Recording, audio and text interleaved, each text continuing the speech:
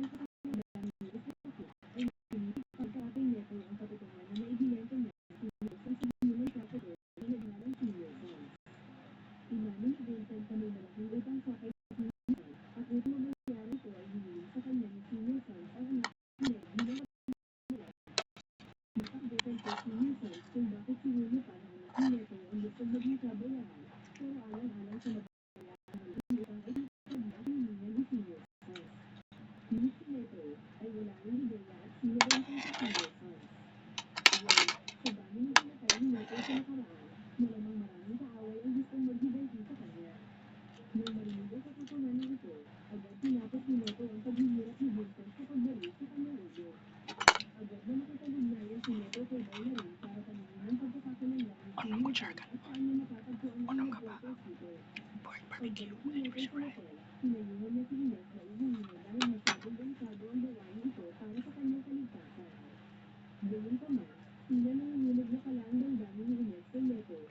Kaya pinaglandan ng taba. No choice.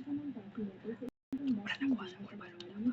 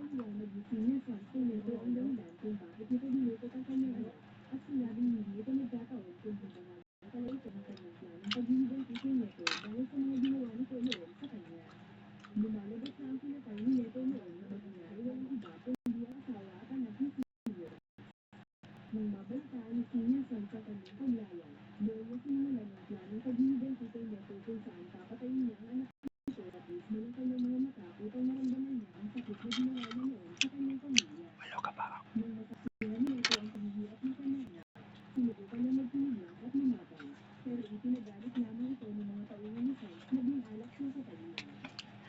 Gikan ni Ate Celine.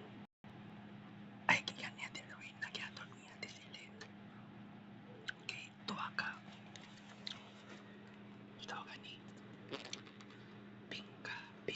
Nakakagulat ng pinatay ni Senior Una Son muna sa guys. kanyang mga nasasakupan sa kadahilanang gusto ni Sons na saksihan mismo ni Leto kung paano nito papatayin ang kanyang anak.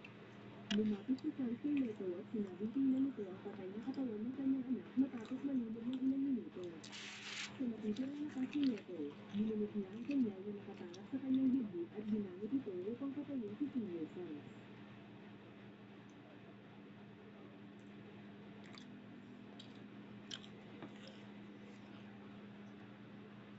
Malungkot niyang kinuha ang bangkay ng kanyang anak sabay pinalaya niya na rin ang lahat ng ginod doon.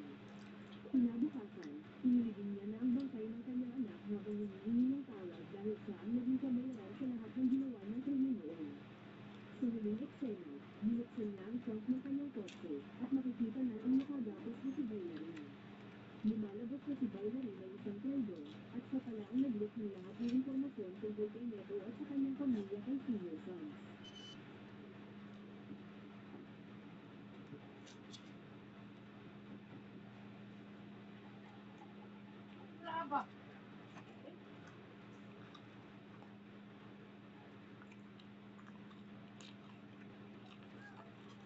Sa pagbubukas ng pelikula, ang dating ahente ng CIA na si Philip ay walang awang pinatay ang ilang miyembro ng mafia. Ang rason kung bakit niya ito ginawa ay dahil pinatay ng mafia ang kanyang asawa. Walang itinirang buhay si Philip sa lahat ng miyembro ng mafia kabilang na ang kanilang big boss.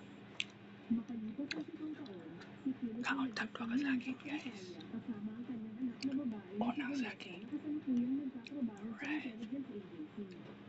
Habang sila ay nag-aalmusal, na-realize ni Philip na parang may isang grupo ng mga tao ang nagmamanman sa kanila. Kapatwang inutos ni Philip kay Vanessa na maghanda dahil may hindi tama siyang napapansin sa paligid. Lumapit siya sa pinaghihinalaan ng lalaki na umorder ng kape, kung saan nakumpirma niya nga ang kanyang hinala kaya walang habas na itong binugbog na nauwi sa isang matinding pakikibaka.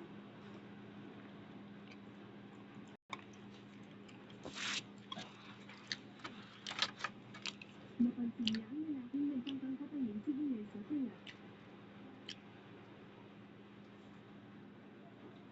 nagmadaling silang tumakas pero hinabol sila ng dalawang sungarin na nakamotosiplo.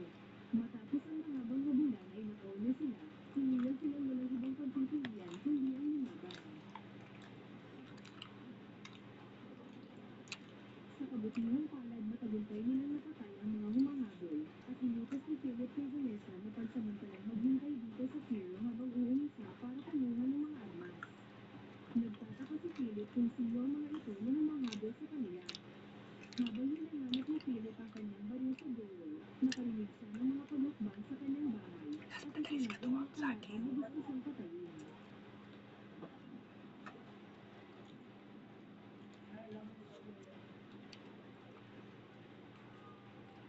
Pagkatapos nagmadaling bumalik si Philip kay Vanessa na kanina pa natataranta.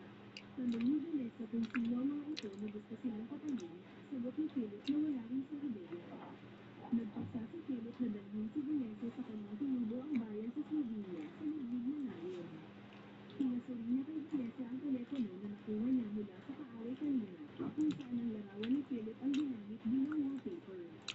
Iniisip ni Philip na marahil may kaugnayan ang mga umaatake sa kanila sa dati ng mga kaaway, ngunit hindi matandaan ni Philip kung sino ang mga ito dahil sa dami ng makaaway at napatay sa nakaraan. Baka sa akin next look kapag was 6 sa mga pahabol na George para magtanong sa